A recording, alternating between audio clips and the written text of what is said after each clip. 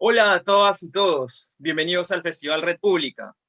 A nombre de PNUD, agradecemos a nuestros aliados UNESCO, a Mayuya y Chequeado por el impulso de este taller y su participación. Con este festival estamos celebrando el inicio de Red Pública, de su Red Pública. Con este festival empezamos a conectar, a unirnos, a reconocernos, a saber que son muchos, que son muchas. Sí, tenemos mucho que hacer por delante, seguro. Desde los diferentes espacios en los que nos desenvolvemos, en los que trabajamos, desde nuestras casas, desde nuestras actitudes, desde nuestro voto. Seguro que sí. Pero este festival es para que sepamos que ya estamos haciendo, que ya están haciendo, que hay muchas personas como tú que toman acción, como tú que quieren tomar acción, que sueñan con ver cambios, que los piensan, que los imaginan, que los construyen paso a paso, que el futuro es ahora, que los millones de personas que forman parte de nuestro país, que forman parte de las juventudes, las de edad, las de espíritu, tienen ideas, tienen opinión, tienen acción, que hoy llamamos la atención sobre lo que tenemos en común, sobre lo que nos interesa, lo que nos distingue, sobre lo que nos une, que nuestras necesidades son diversas y nuestro país es difícil de entender, es complejo, pero es a la vez admirable y amable. Hay tantas formas de llamarle. Que tenemos 48 lenguas indígenas o originarias, y 44 de ellas se hablan en nuestra Amazonía, que somos uno de los 12 países que más ecosistemas tenemos en el mundo y tenemos un enorme potencial para el desarrollo de actividades sostenibles, que necesitamos conocernos para comprendernos. Si no, ¿cómo? ¿Cómo nos relacionamos en este gran territorio? ¿Cómo nos acercamos? Si ni siquiera tenemos idea de lo que pensamos, de lo que vemos, de nuestros sueños, de nuestros anhelos. En Red Pública, creemos que unidos, unidas y organizados todos y todas, podemos construir el Perú que queremos ver. En ese territorio queremos que nos reconozcamos y conectemos, que todo lo avanzado sea más potente sumándonos. Red Pública será un espacio para mostrar sus ideas y sus proyectos, para buscar que las iniciativas creadas por las personas, por los ciudadanos y ciudadanas, trasciendan. Red Pública será un espacio para conectar y promover consensos en torno a la agenda ciudadana, a las agendas ciudadanas, a las agendas de todo el Perú. Conectarse en Red Pública implica valorar la importancia de las nuevas formas de organización, diálogo y activación política, aquellas que exigen una evolución, un cambio, una disrupción, algo diferente. Implica usar los mecanismos que la democracia nos da para canalizar nuestras preocupaciones, ideas, aportes y trabajo. A través de Red Pública, estamos buscando acelerar la transición hacia una participación política más amplia, sustantiva y de incidencia. Bienvenidos a Red Pública. Bienvenidos todos, todas, a construir juntos el Perú que queremos. Gracias. Estudiantes, ambientalistas, gente que no se rinde. Colectivos feministas, pueblos indígenas, comunidad LGBTI.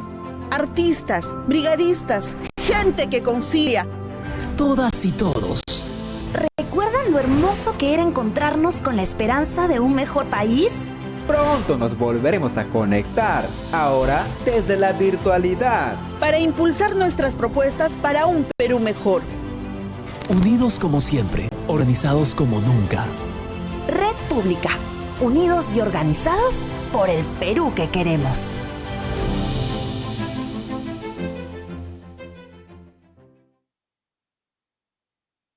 A continuación, daremos inicio al taller Verificazo con las palabras de Ernesto Fernández Polkuch, representante de UNESCO en Perú. Bienvenido, Ernesto. Muchas gracias, Franco. Ante todo, buenas tardes a todas, con todos. Es un gran placer estar acá. Muchas gracias al Programa de Naciones Unidas para el Desarrollo, a Ama Julia y a Chequeado por este taller, que es muy, muy importante.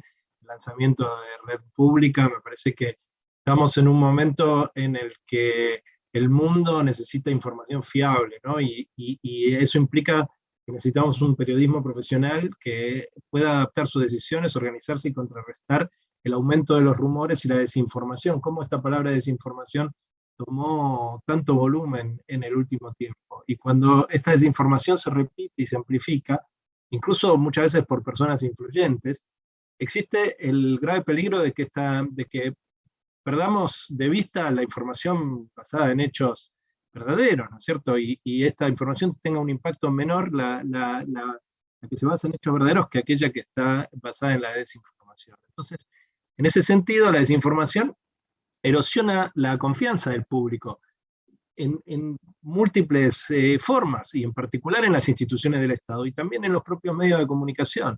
Y así se amplían las divisiones sociales, se desestabilizan los entornos que ya son frágiles, que ya son difíciles, y la desinformación puede comprometer los avances democráticos y hasta los derechos humanos a largo plazo. Entonces, me parece que estamos en un momento fundamental para discutir estos temas.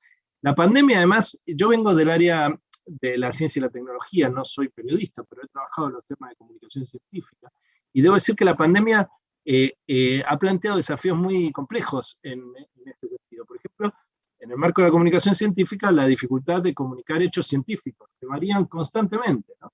En la medida en que la ciencia ha sabido comprender el fenómeno de la COVID-19 y entender sus causas, la comunicación ha debido seguir esa evolución de los hechos, y cómo hacer para chequear información en un contexto tan fluido de hechos, ¿no? Hechos casi con comillas. Entonces, si bien ese no es el tema principal del día de hoy, es uno de los temas que me parece relacionados muy importantes. Hoy estamos más volcados a los temas de la democracia, pero que no dejemos de lado pensar cómo chequear el contexto fluido de los hechos científicos. Es un gran desafío para futuras y futuros periodistas del Perú y de donde nos estén escuchando, porque finalmente podemos tener espectadores de todos lados en esta nueva normalidad. Entonces, simplemente remarcar las ideas fuerza que la UNESCO promueve en este ámbito, que es el periodismo ético y de calidad como alternativa a la desinformación, los recursos de lo que llamamos alfabetización mediática e informacional, Media and Information Literacy en inglés, que ayuda que ve de la perspectiva de la ciudadanía, ¿no? De desarrollar habilidades y capacidades para recibir, consumir, producir y analizar la información que se expone. Entonces tenemos el lado de los periodistas y el lado de la ciudadanía. Los recursos de educación abierta que también permiten dan herramientas a ambos, a los periodistas y a la ciudadanía. Y estas redes de verificadores de hechos, como las que tenemos hoy en nuestro taller, que es fundamental, son actores fundamentales para contrarrestar la propagación de la desinformación.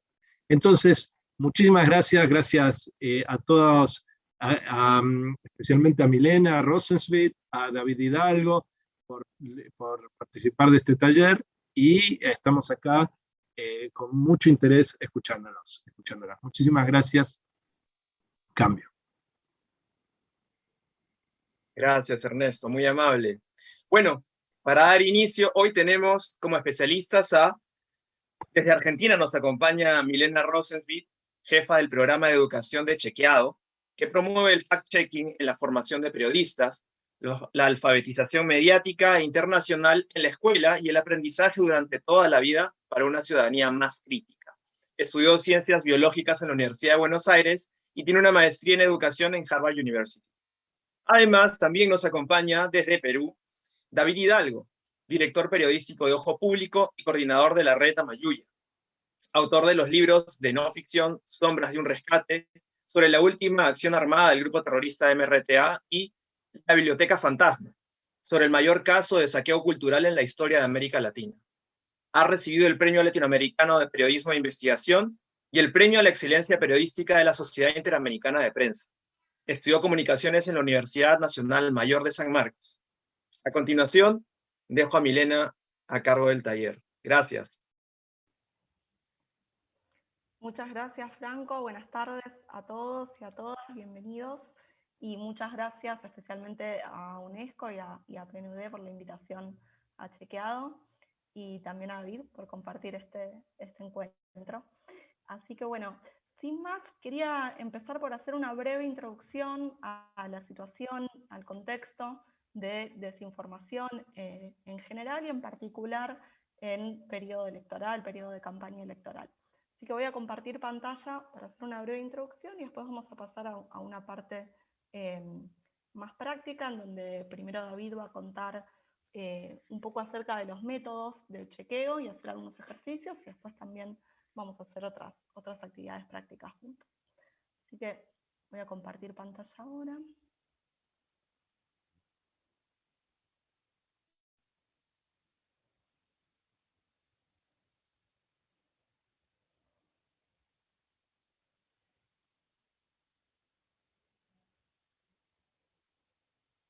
Ahí ya estoy compartiendo la pantalla, cualquier cosa me avisan, pero creo que se ve bien. Así que bueno, vamos a empezar. Lo primero que quería hacer era contarles un poquitito qué es Chequeado. Chequeado es una organización argentina que ya cumplió 10 años y trabaja fundamentalmente como una organización de fact-checking, haciendo periodismo de verificación, luchando contra la desinformación, y también en los últimos años fue desarrollando otras áreas dentro de la misma organización. Además de hacer chequeos, verificaciones y trabajo periodístico, tiene un área de educación en la que buscamos formar a periodistas, trabajar con las escuelas, con los docentes, en la alfabetización mediática e informacional, y también trabajar con distintos actores de la sociedad en todo lo que tiene que ver con tener una mirada, ¿no?, más crítica de la información que circula y poder tener más herramientas y ser más autónomos en el análisis, ¿no?, de la información que circula. Así que bueno, hecha esta breve presentación, ahora sí quiero contarles un poquito sobre qué pasa con la desinformación en contextos electorales y con la verificación de datos. Entonces, para empezar, vamos a trabajar un poquito sobre qué son las noticias falsas o la desinformación. Después vamos a ver características de la desinformación en elecciones, y por último, algunos resultados de investigaciones recientes sobre el impacto del fact-checking en periodos electorales. Lo primero es que van a escuchar que hablamos mucho de desinformación y no de fake news, porque tratamos de referirnos a un fenómeno más amplio en el que no siempre hablamos de noticias, son contenidos de diverso tipo. De hecho, cuando son falsas no nos gusta llamarlos noticias porque no son noticias. Además, porque a veces también fake news es una palabra que ha sido como apropiada por algunos grupos políticos. Entonces desinformación es un término que se está usando recientemente para referirse a este fenómeno más amplio. Y como les decía, el término es más reciente, pero el problema de la desinformación, de la información falsa, es mucho más viejo.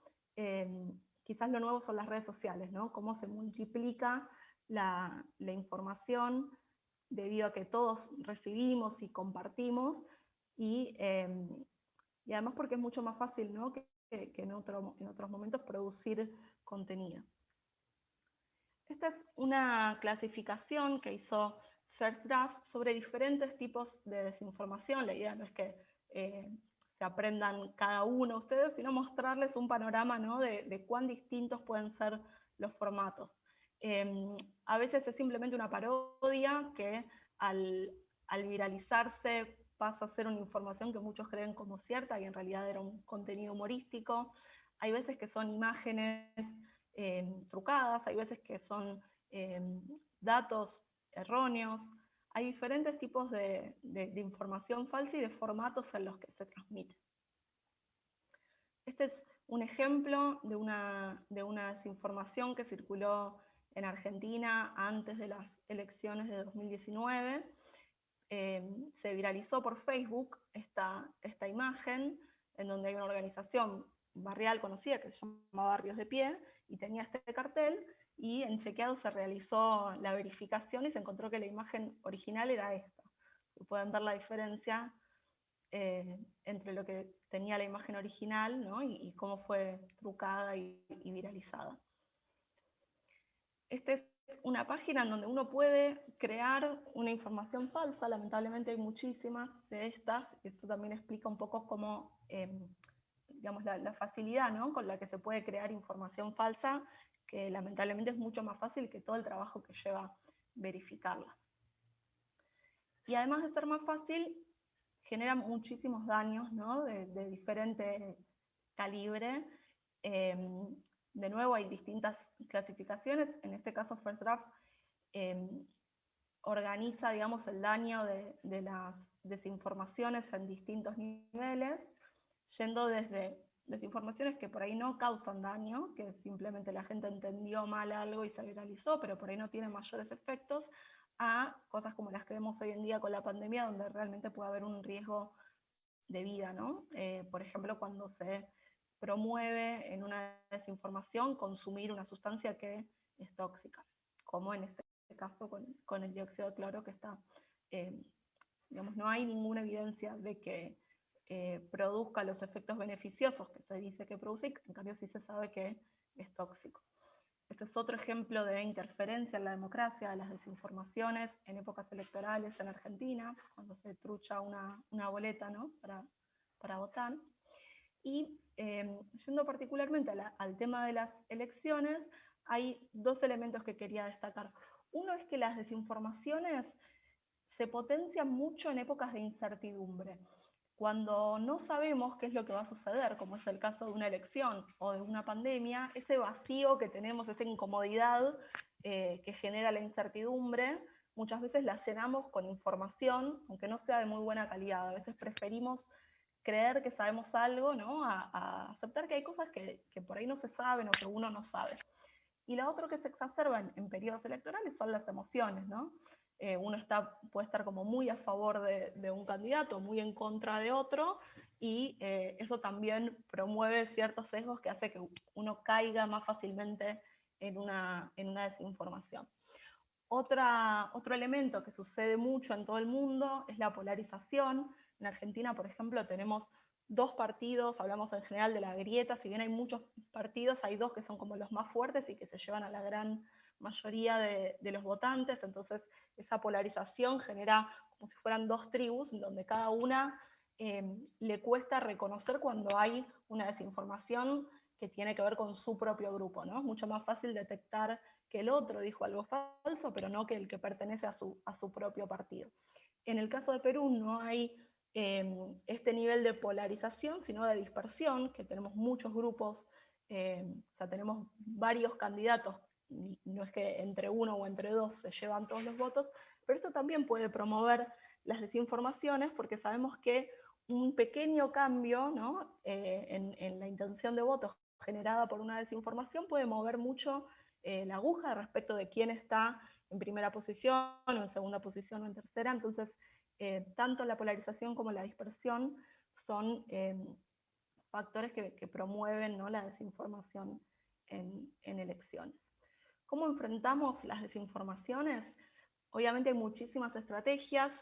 A muy grandes rasgos encontramos tres grandes respuestas, ¿no? Una tiene que ver con la alfabetización mediática e informacional. Cuanto más preparados estemos todos los ciudadanos para identificar información falsa, menos posibilidades hay de que la creamos y de que la compartamos. En segundo lugar, vamos a hablar ahora bastante de verificación de datos. Y en tercer lugar, y se los dejo para que piensen, hay algunos intentos de regulación de la producción de desinformación. Y en general esto es algo bastante controvertido porque puede interferir con la libertad de prensa, ¿no? Entonces, también bueno, se los dejo ahí para que piensen. En estos momentos se está habiendo mucho debate sobre ese tema. Entonces, en relación al fact-checking, ¿cuál es la diferencia entre el fact-checking y otros tipos de periodismo? En particular es interesante hacer la comparación con el periodismo de datos, que es un periodismo que, a diferencia del periodismo tradicional, tiene como un nuevo pacto de lectura, ¿no? Pone el foco en los datos y la veracidad de lo que el medio dice. No está tan respaldada por la firma del periodista, como por ahí sucede en un periodismo más tradicional, sino en los datos. Lo que se espera es que los lectores leamos la información y podamos de alguna manera ver por nosotros mismos estos datos y estas evidencias. Mucho de eso rescata el fact-checking, poniendo a disposición de los lectores los datos y las evidencias y las fuentes con las que chequea la información. En el caso del fact-checking, específicamente se trata de encontrar una frase de un referente público, de algo que está en los medios de comunicación o de algún contenido viral, y determinar si es verdadero, falso u otras clasificaciones, por ahí después David les cuenta un poco más, y que además, más allá de tener un método, digamos, específico, también existe una comunidad internacional de fact-checking que nos regimos por un cierto método, por un cierto código de ética y de transparencia que todas las organizaciones deben cumplir.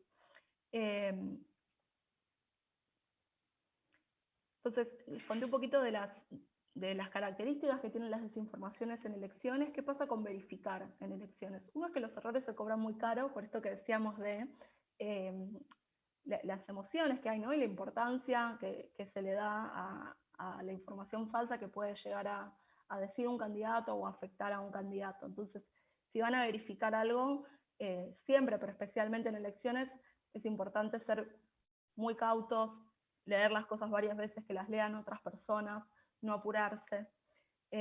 Otra cosa importante, sobre todo en contextos muy polarizados, es el uso de la contrafuente. Si yo voy a decir que algo dicho por el partido A es falso, va a facilitar, digamos, que aquel que lo lea de verdad lo crea cuando hay especialistas, digamos, simpatizantes de este mismo partido que dicen, sí, esto es falso por tal y tal y tal motivo, ¿no? Entonces, cuando uno consulta a especialistas, está bueno pensar como de qué lado de la grieta, ¿no?, son esos especialistas.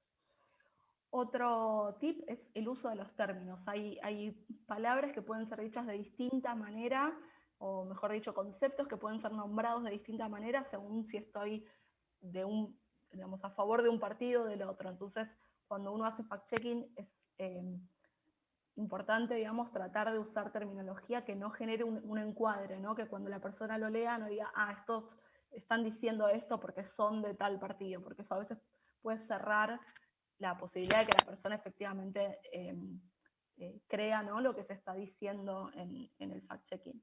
Y por otro lado, es muy importante tener redacciones plurales, conocer los propios sesgos, seguir en redes sociales a personas que piensan distinto a uno. Como decía antes, es muy fácil, ¿no?, creer que uno está en lo correcto cuando es periodista, y es más fácil ver el falso en los que están del otro lado, y lo mismo sucede para la gente. Está súper probado, ¿no?, que hay un sesgo de confirmación. Es mucho más fácil para un lector decir, sí, lo que dijo el candidato del otro partido era falso, que aceptar que lo que era falso es lo que dijo el candidato del propio partido al que yo sigo. Entonces, por último, quería contarles de una investigación que se hizo hace muy poquito en relación a Reverso, que fue una alianza contra la desinformación que hicimos en Argentina desde Chequeado y con medios de todo el país. Ahora también David les va a contar sobre alianzas, pero bueno, es digamos, las colaboraciones entre distintos medios se vienen haciendo hace algunos años en elecciones. Es algo que ayuda mucho a combatir contra la gran cantidad de desinformaciones que hay en periodo electoral. Y muy rápidamente lo que encontramos en esta investigación, que la realizaron el doctor Ernesto Calvo y Natalia Aruguete, ¿no?, de forma externa a Chequeado, fue que efectivamente hay algunos contenidos falsos que bajaron su nivel de viralización cuando aparecía la verificación de Chequeado. No necesariamente quiere decir que las personas creían menos en aquello que había sucedido, pero sí, al existir el falso de Chequeado, lo compartían menos. Entonces eso, digamos, provocó que haya, digamos, que bajara la velocidad con la que se viraliza, ¿no?, una información falsa. Entonces, bueno, con esto nomás cerramos esta pequeña introducción, nos vemos en un ratito y ahora le dejo la palabra a David.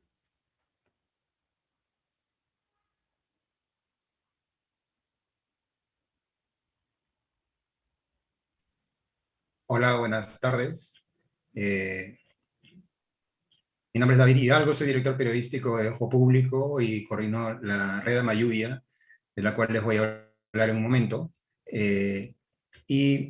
Bueno, en primer lugar, que agradecer al PNUD, a UNESCO, por la invitación y también un gusto estar con Milena, con el equipo de Chequeado, con quien tenemos una ya larga relación en este esfuerzo latinoamericano y global, y quiero decir, para contrarrestar este fenómeno de la desinformación que está afectando especialmente en este tiempo de pandemia, pero en el Perú particularmente en pandemia y elecciones, ¿no? Voy a compartir una presentación que he preparado sobre esto, donde voy a dar algunos alcances al respecto. Bueno, decía aquí que el desafío que tenemos es, pues, cómo cubrir una elección con 18 candidatos a presidente, ¿no? Como bien decía Milena, en otros países, pues, tienen básicamente dos tendencias políticas o dos movimientos políticos. En Perú somos especialmente dispersos y eso tiene unas consecuencias importantes. ¿A qué nos enfrentamos? Estamos hablando de un escenario de la desinformación y como ya se ha dicho, igual creo que vale la pena recalcar que esto es un fenómeno profundamente dañino. Y en el contexto de la pandemia, por ejemplo, se acuñó, digamos, la expresión infodemia para hablar de esta profusión dañina, viral, de versiones falsas y engañosas que terminan afectando a mucha gente. Bueno, en términos generales se habla siempre de desinformación desde el lado de los verificadores, porque pues mucho de este contenido que antes se asumía como noticias falsas, pues en realidad es un contrasentido, como decía Milena, ¿no? No se puede hablar de una noticia que sea falsa, pues no es noticia, en principio, ¿no? Y luego también hay otro tipo de contenidos que no tienen el formato ni siquiera de noticia. Y bueno, se ha optado por tener esta terminología. Bueno, ¿a qué nos referimos? ¿A qué me refiero yo cuando hablo del escenario de la desinformación? A que tenemos un contexto en el que hay por lo menos tres tipos de fuentes o de generadores de esta desinformación. En primer lugar, los personajes públicos. En este contexto estamos hablando, por supuesto, de los candidatos al Congreso, de los candidatos a la presidencia de la República. Esto, por supuesto, estoy hablando de los casos en los que incurren en este tipo de desinformación. No quiero decir todos, por supuesto, pero hay una tipología de las personas que van emitiendo este tipo de desinformación y algunos de estos son candidatos, ¿no? En el contexto electoral. Luego también funcionarios públicos, y con esto me refiero desde el presidente hasta un ministro o algún funcionario de alguna dirección específica, ya saben ustedes toda la estructura del Estado, que también eventualmente emiten contenido de desinformación o no preciso que termina generando confusión, ¿no? También hay personajes que abogan por grupos de interés, y estamos hablando aquí de algunos grupos que por alguna creencia, sea religiosa o política o ideológica, emiten esta desinformación con el afán de atacar a otro candidato o de defender alguna posición muy específica. Y también de falsos expertos, ¿no? Ya para no ir muy lejos, seguramente muchos recordaremos que en el Perú en los meses recientes, en el contexto de la pandemia, hubo algunos personajes que aparecieron como científicos y que en realidad no lo eran. Un personaje que decía que estaba en China y que era un científico peruano que estaba participando en el desarrollo de una vacuna contra la COVID, y finalmente era un actor que finalmente se burló de muchos medios y eso, ¿no? Entonces, y ha habido otros falsos expertos que suelen circular y que además emiten versiones que terminan siendo abrazadas por otros grupos y se generan estas bolas de desinformación. Luego, además de los personajes públicos, hay lo que en el tiempo reciente estamos denominando operadores mediáticos, porque esta expresión alude a que hay una intencionalidad, ¿no? No es gratuito que de determinados espacios mediáticos se esté difundiendo desinformación, que en algunos casos beneficia a grupos o a personajes específicos. Estamos hablando de presentadores de televisión que emiten contenido de desinformación, creo que vuelvan a mencionar nombres específicos. También hay columnistas y uno puede percibir la desinformación sugerida, ¿no? En términos muy ambiguos en columnas de periódicos o de revistas o de medios. Los medios de comunicación en sí, que ya se ha revelado con mucha insistencia en que también pueden ser espacios para difundir de manera sistemática desinformación, y también influencers, y con influencers no me estoy refiriendo a los personajes relacionados a la moda, sino a personajes que tienen de alguna manera una gran cantidad de seguidores y que emiten desinformación.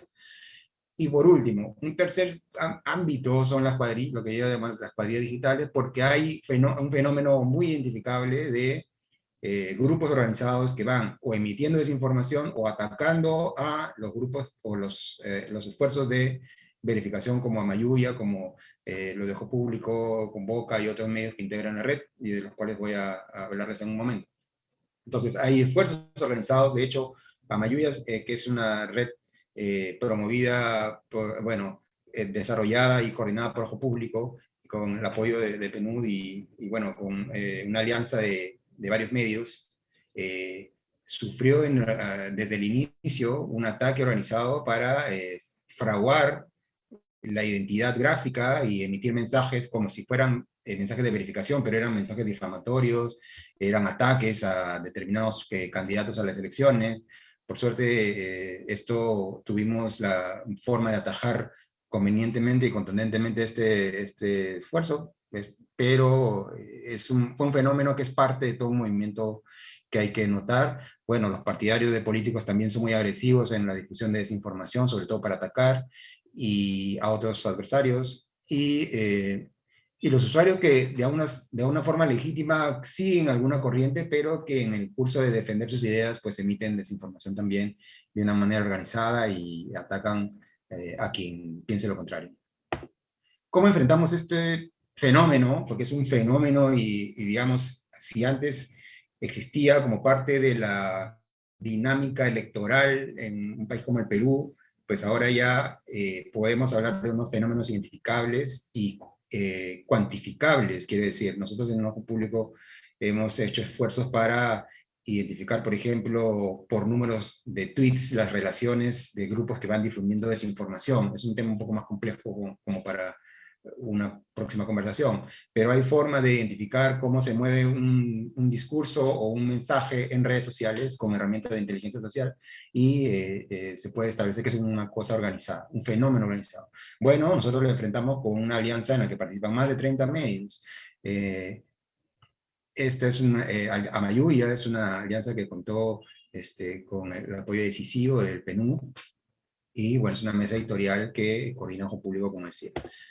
Estos son los medios que actualmente participan como generadores de contenido, o son medios que desde de diversas ciudades incluso están generando contenido de verificación o difundiendo también en el marco de Amayuya. Entonces son 11 medios aliados, entre los cuales hay varios que son medios que también hacen periodismo de investigación y trabajo de verificación, o solamente trabajo de verificación. Y también algunos medios generalistas que están entrando al trabajo de verificación.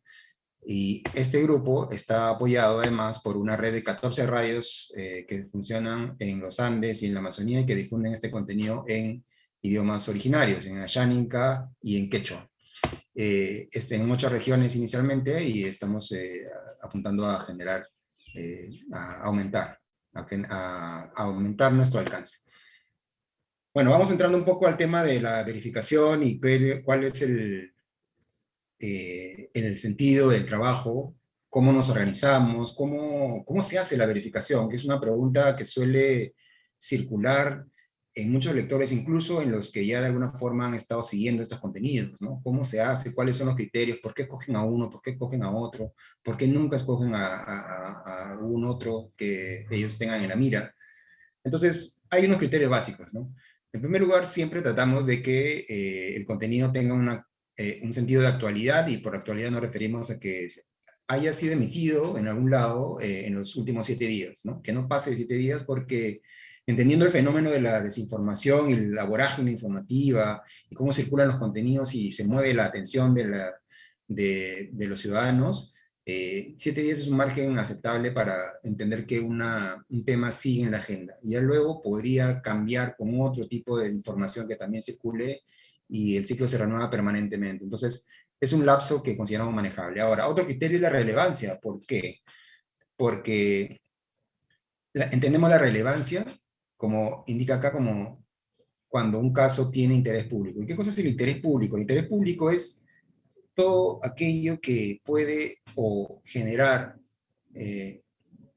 un bienestar a la mayor parte de la población o evitar un gran daño a la mayor parte de la población. Todo eso que la gente necesita saber, que es de interés que la gente sepa para evitar un daño o para garantizar un beneficio, eso es interés público, ¿no? Todo lo que no entre en esto, en este criterio, pues simplemente lo descartamos. Entendemos que es relevante lo que implica estos dos criterios que les he comentado. Y el impacto no está necesariamente relacionado a la viralización de los contenidos, sino en algunos casos es un criterio que algunos medios usan así.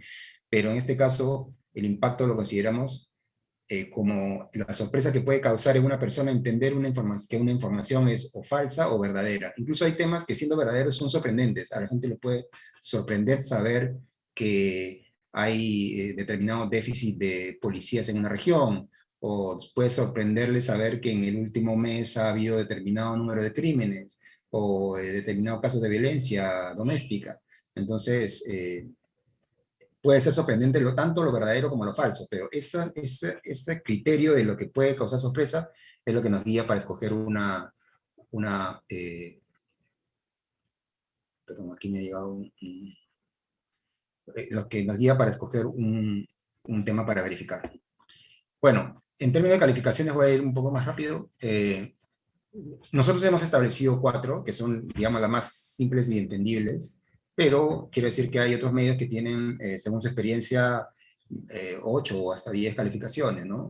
Nosotros entendimos que estas eran las más rápidas de comprender, que algo es verdadero si existe evidencia que confirme el dato. Y esta es una palabra muy importante, porque en los últimos tiempos, sobre todo en el contexto de pandemia, creo que la gente se ha familiarizado cuando dice que los científicos y los investigadores buscan evidencia, que es algo demostrable a partir de métodos rigurosos. Bueno, en el periodismo también consideramos que una información es sólida cuando tiene evidencia, cuando tiene datos que pueden ser corroborados, ¿no? Y algo es verdadero si está sustentado en algo corroborable.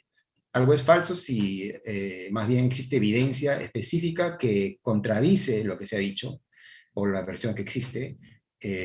Luego, algo es engañoso si determinada versión o dato es literalmente cierto, pero dicho en otro contexto, termina confundiendo a las personas. Y no verificable cuando no existe ningún tipo de evidencia ni para confirmar ni para descartar, ¿no? Eso lo vamos a ir viendo seguramente en un momento.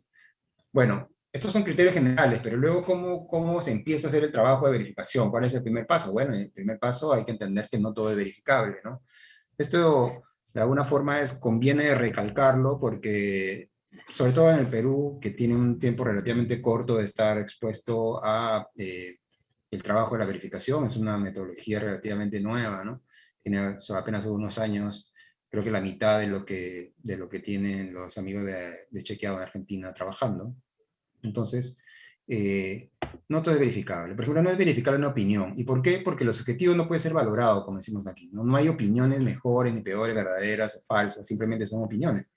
Entonces, por ejemplo, vemos acá una del actual alcalde de Lima, cuando decía que siempre supe que Lima era muy compleja, ¿no? O sea, ¿qué cosa es complejo? Bueno, lo que para una persona es complejo, para otro puede no serlo, pero en cualquier caso es una opinión y es válida en cualquiera de los casos.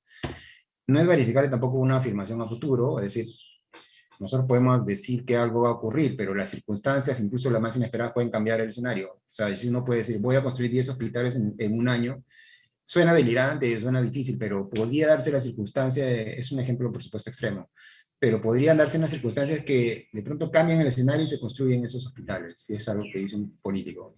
Entonces, lo que no ha ocurrido, lo que está por suceder, no puede ofrecer evidencia, es una especulación. Por ejemplo, en este caso, ¿no? Se decía que el candidato Arana en ese momento decía que se están vendiendo minas de litio en Canadá y que se va a concretar una venta y no se va a pagar un sol de ingresos al Estado. Eso no se puede corroborar como cierto o como falso porque en realidad no ha ocurrido, ¿no?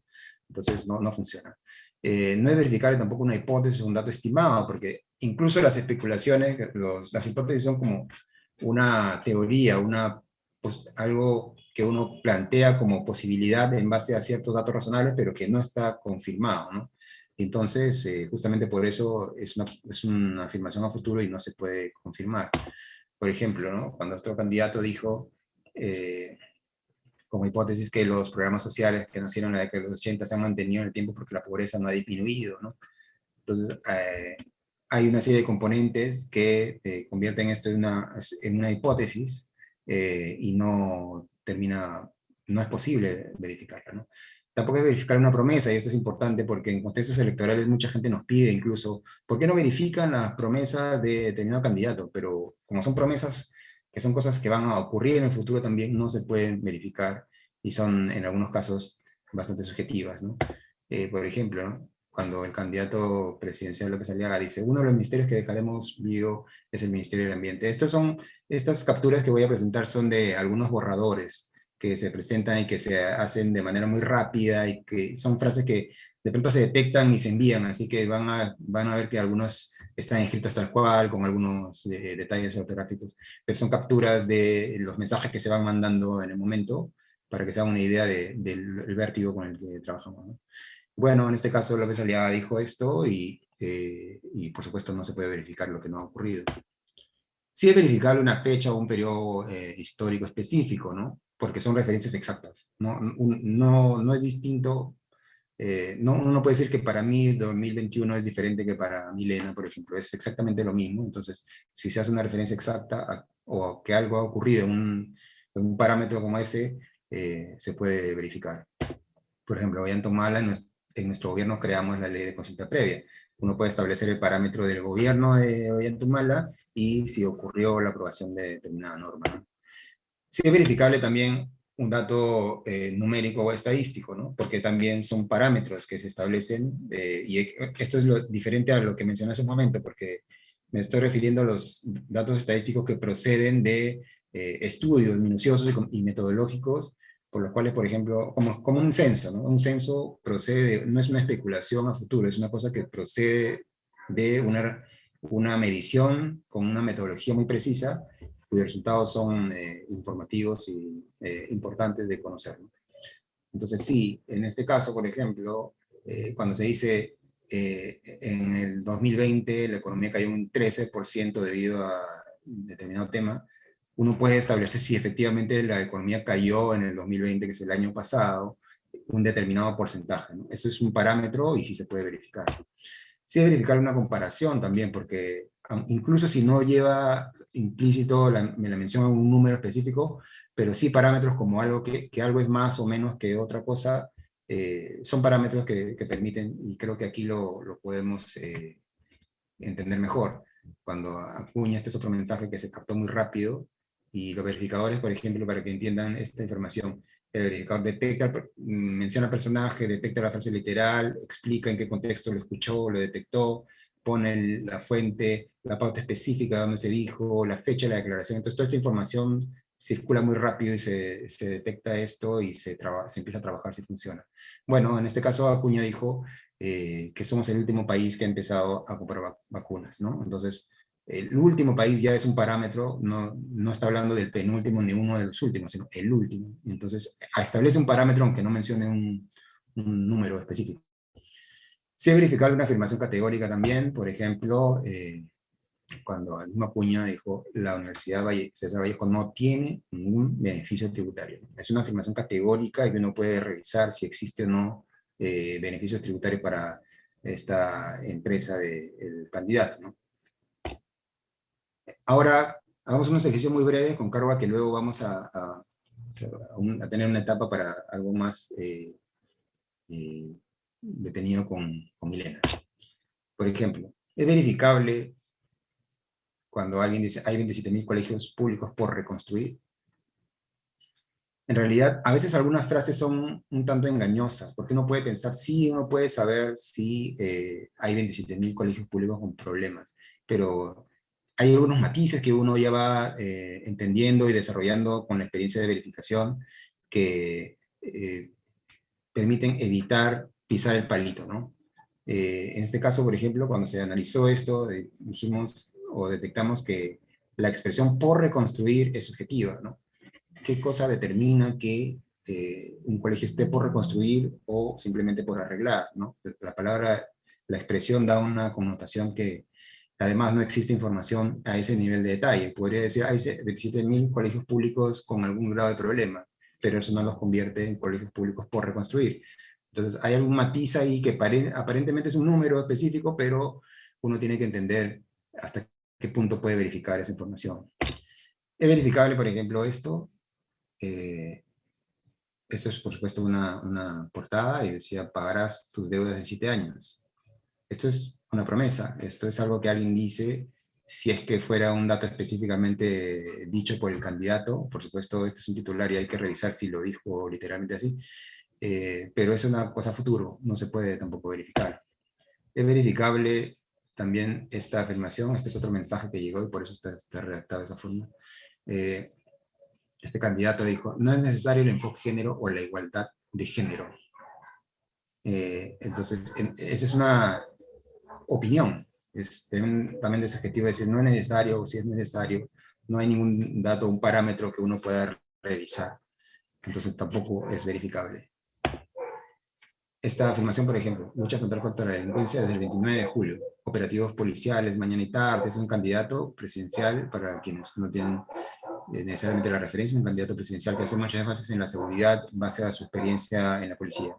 Ok, bueno, esto tampoco se puede verificar porque esto va a ocurrir supuestamente desde el 29 de julio, es una oferta, es una promesa, tampoco se puede verificar.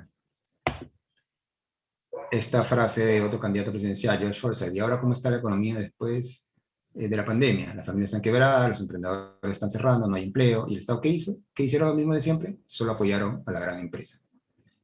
De todo este párrafo que es así como nos llenan los candidatos de sus supuestas explicaciones, hay una posibilidad de revisar si el apoyo en este caso se refería al programa Reactiva, solamente fue para la gran empresa.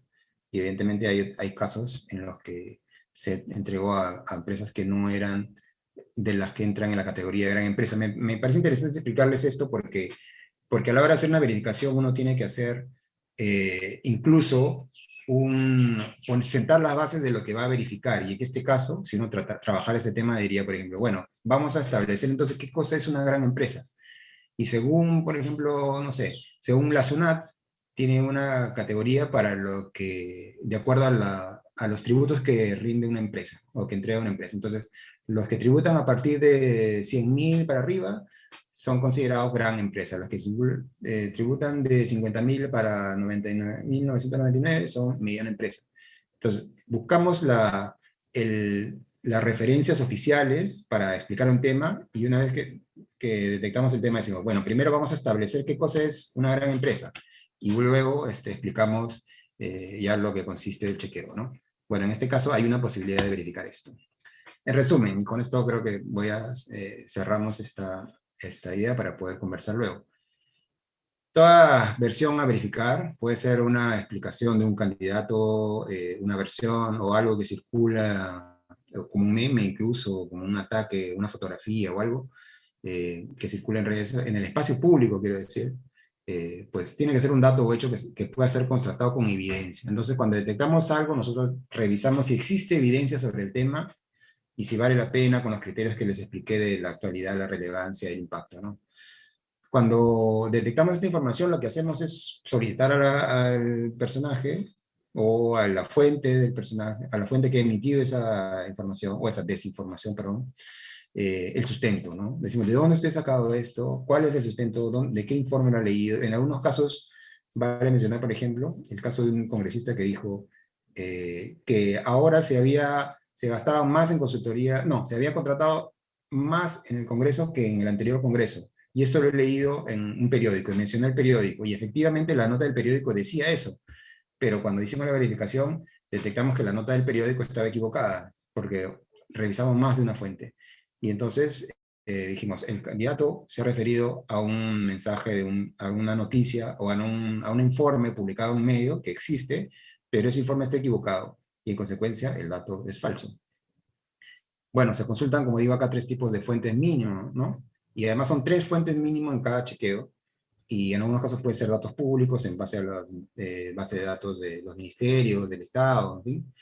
También podemos buscar estudios académicos o científicos de diferentes instituciones, tanto en el Perú como en el extranjero, y consultar directamente a expertos que nos puedan facilitar el entendimiento de algún tema, sobre todo en temas de ciencia o temas económicos, en fin.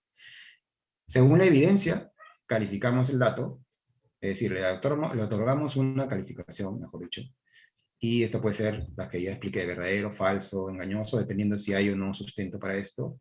Y una vez que se termina de hacer esta revisión y se establece qué cosa es, cuál es la calificación, pues se publica y se establece el veredicto que se publica. O sea, se difunde con el veredicto de una manera muy clara para que la gente entienda lo que dijo este candidato es falso, lo que dijo tal candidato es engañoso, por estas razones, ¿no?